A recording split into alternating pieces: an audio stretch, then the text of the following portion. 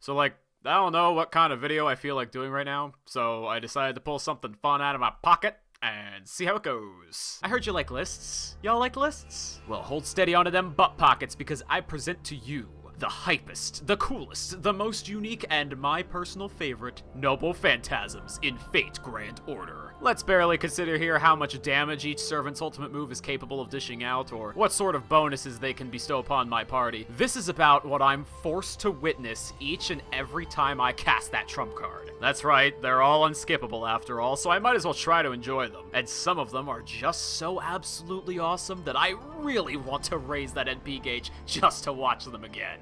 There were quite a lot to consider, though, since this is selecting from every Noble Phantasm performed on the original Japanese server version of the game from its debut in 2015 to the very end of 2017. So there will be very mild spoilers here regarding the game's main story, and who will be appearing in the gacha much later in the North American server. Avert your gaze now if you want to stay surprised, because these fantastical stunts will be too awesome for you to look away from. But in the case that you're still here, prepare yourselves. Number 10. King Hassan. Azrael. 聞くがよい。万象は汝の名を指し示した。国士のか、首を断つか。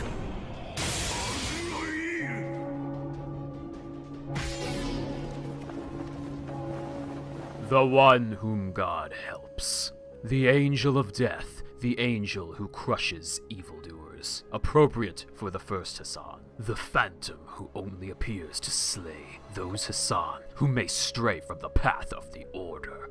The first is a myth of the most profound reverence. So much higher above a simple man or assassin that they could be considered inhuman and otherworldly. And this noble phantasm is simplicity at its finest, an efficient, quick, impersonal death as the bell of the victim's final hour rings clear. God has determined this act, at this very moment, to be supremely fated. They do not eat, they do not sleep. This first Hassan could be noted as death itself. Number 9. Emiya Altar. Unlimited Lost Works. I am the bone of my soul.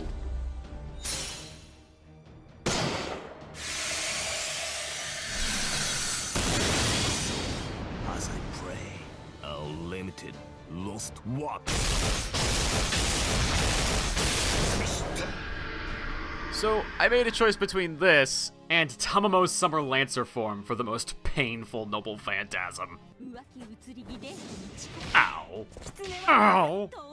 I'm still not sure I made the saner choice, but I'm pretty sure getting stabbed from the inside out literally everywhere is something not even a servant could survive. The shock from the first blade protrusion alone would be horrifying, I'm sure. The pacing, his perfect delivery to the true name of his noble phantasm, the eerie black and red of his reality marble. This is actually my favorite moment in which this iconic blood splatter color shift is utilized in-game among all the different times I've seen it. Vlad is a twisted motherfucker, and I wouldn't want to be stabbed by Ku Altar, but this is spooky.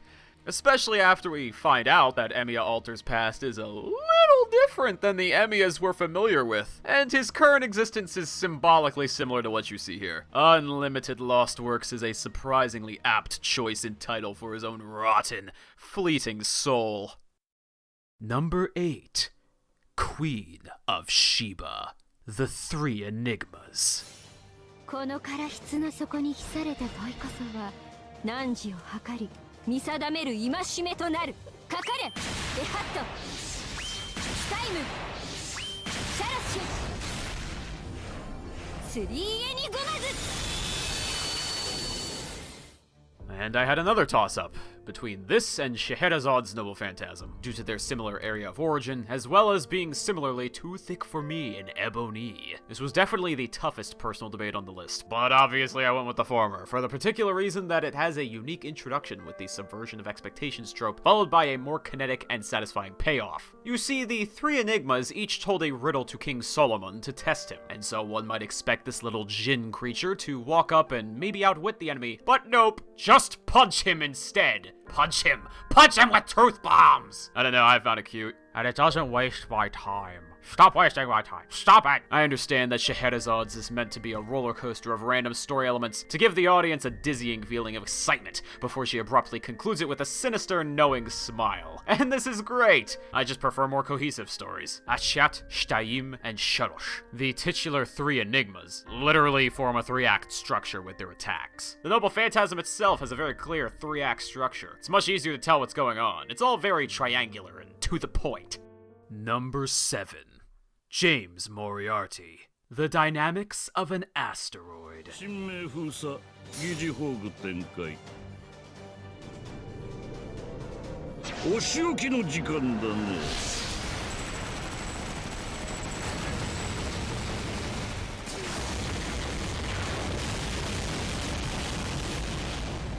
素晴らしい世界は破滅に満ちている Coolest entrance to any Noble Phantasm in the entire game. And it's got a kick-ass name. The Dynamics of an Asteroid. He named it after his plan to blow up the entire planet, just to see if he can. Because wouldn't that be so devious? The perfect crime. The most classic act of villainy. Oh, you certainly are the most classic sort of man, Mr. Dandy. Just shoot a thing until it dies. It's like Lancelot's Noble Phantasm, but on Asteroids.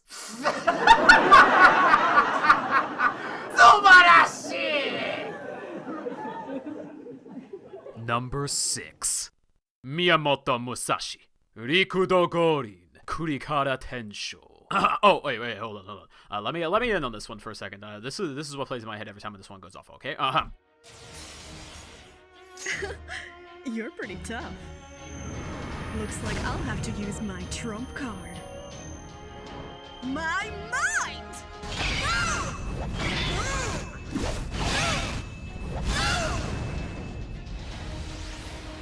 Finish them!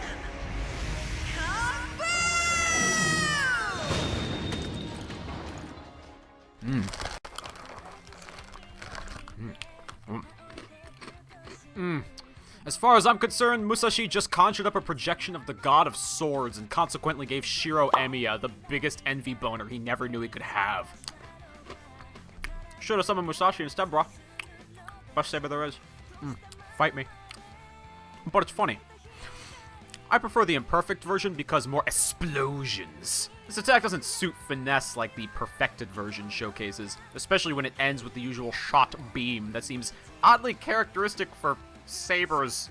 You know, the closest range melee fighters available. I mean, what gave them the right to become casters too? I mean, come on. OP hacks. I'm calling OP hacks here. Perpetual double classing. OP hacks! Number 5. Minamoto no Raiko. Both of them. Go Shorai. Tenmo Kai Kai.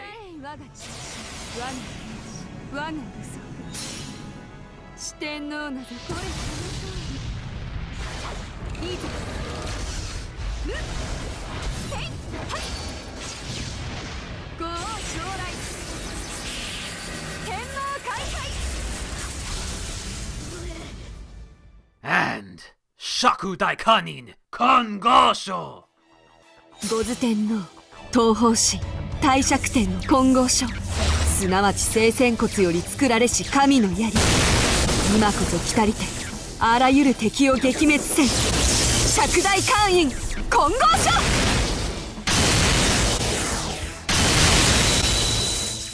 And speaking of OP hacks, I'm pretty sure Mama isn't too far away from just being Gilgamesh at this point. She pulls so much shit out from her breasts that I'm not exactly even sure how anyone's supposed to fight her successfully. Oh wait, you don't, Shuten. But I just get so excited every single time she shows off what she's capable of. The armaments of her 4 heavenly kings, each wielded by a clone of herself? Sure. Her own Tachi, the legendary Doji Giri, which in Nasuverse translates to an executioner's blade apparently made out of lightning. Real lightning!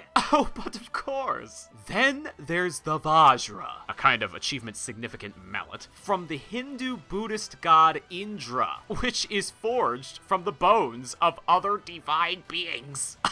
I'm just gonna guess she just earned this one from sheer merit and intimidation, right? Whatever. And she's got the blood of a demon plus memories that could probably choke a man. There is nothing about this woman that doesn't just spell doom. Which, of course, makes her the most fitting to be my mother. Madness Enhancement EX for the win, I think. Number 4. Xuan Sang. Gogyo-san-shi. Shakayorai Sho.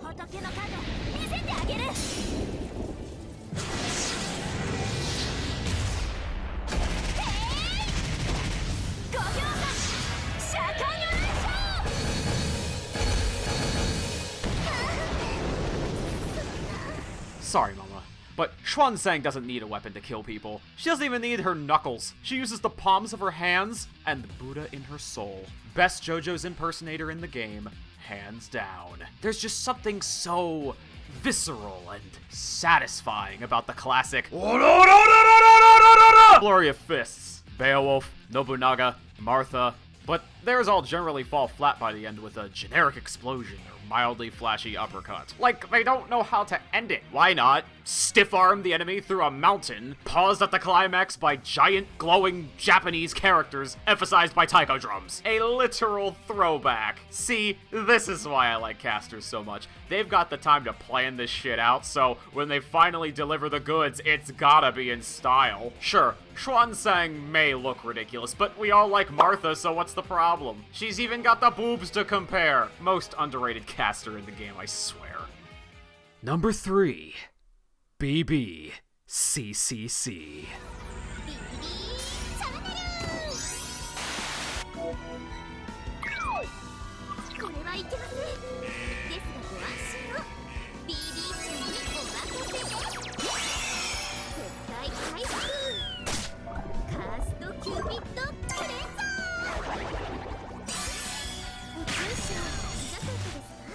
Ooh, finally it's time to feature the true best Kohai. A perfect display of everything this particular servant is all about. Though trying not to let my personal love for the character steep into my thought process too much. I'm not sure what it is about this Noble Phantasm animation, but the more I watch it, the more I get it. The opening, with the sudden loud static, is kind of unsettling to me, with the twisted BB Chanaru theme song playing in the background as she performs her playful routine. It's a tinge of horror aesthetic that I hadn't gotten to see from other Noble Phantasms during the past 2 years. Usually all we get to see is lots of red and blood. Coincidentally enough, the closest competitor towards strange foreboding would have been Kiara's, but that one's conclusion is ultimately rather tame compared to how spooky it starts. The remainder of BB's attack, however, is so adorable, and we are permitted the grand liberty of seeing BB in a sexy nurse outfit, as she plugs a monster full with materials and winky faces to her loyal BB Chanaru audience just before a spectacular finish. Awesome. Hey, I'm cool with generic explosions as long as the focal point is on my Kohai's 10 out of 10 anime cleavage, okay?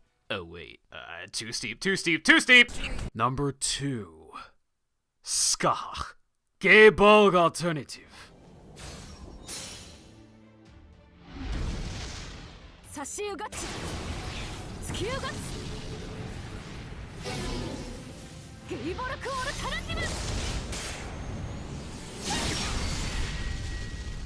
It says a lot that I love a Noble Phantasm that is this old this much. It's got so much punch without conforming to the typical over-the-top video game finishing move like every other entry on this list. Even Emiya Alters, as simple, brutal, and horrifying as it is, leaves a tiny piece of my brain thinking, that couldn't be real though. Swords from inside a bullet?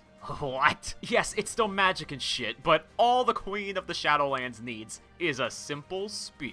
I can understand a simple spear. I can understand 2 simple spears. I can understand being stabbed in the air by a simple spear wielded by a millennia-old warrior sorceress who knows a thing or two about actual moon runes and murdering gods. Time to be killed like them. Because, did I say stabbed? All she's basically doing is extending her spear visibly beyond the speed of sound, and I'm pretty sure that's more than enough force to blow you in half. For that, it's quick, it's loud, it's dynamic, and all we can see is whatever crossed her, helpless before us, consumed by a force of red that is rocking their little world. It's the most devastating blow that I, as a human being, sitting on my couch, can actually fathom just how much it must truly hurt to be struck by it. Or, that could just be my opinion.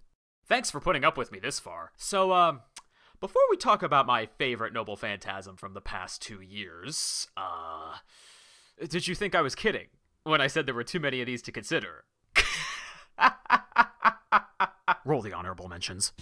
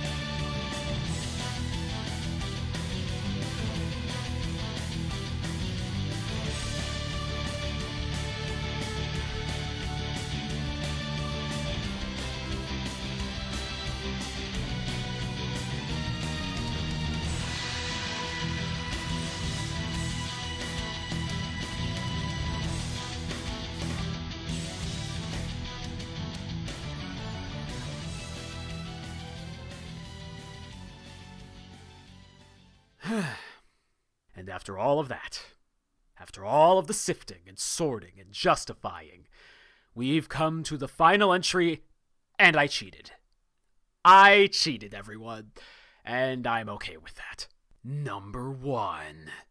Katsushika Hokusai, Fujaku Sanjuro Ke! そじりしたそうか本マカシリエ一里伝そうか万象見通す検定国士により八甲擁護せし尊上の王よ渾身の一筆を収め立てまするいざいざご見覧あれ富岳36名体が大きいラルーラスサビ But she was technically released in 2018. Deal with it. But what about Abigail's epic zoom out? Yeah, and she just stands there. Hokusai literally paints the stage to kill a person. But the monologue! Free your ears of clouding and let your ears be clear, enough to take heed to the passion and excitement of a legendary artist at work. Never once did I even ponder that such an occupation would make for such a remarkable and spectacular servant, and for that I am ashamed, and yet grateful. I never thought the game designers would even summon an artist at all. I underestimated her. This is the great wave off Kanagawa. It is everything that the Fate franchise embodies. History, style, and intense action. All of these observations are so similar to my first experiences with Kinoko Nasu's Parallel World, and I see them now in this servant's greatest treasure. You may feel differently, but that is perfectly okay. There is something for all of us in how we interpret fate, and it is the actions through fate that bring us here together now. This is art. So why'd it take so long to get popular over here?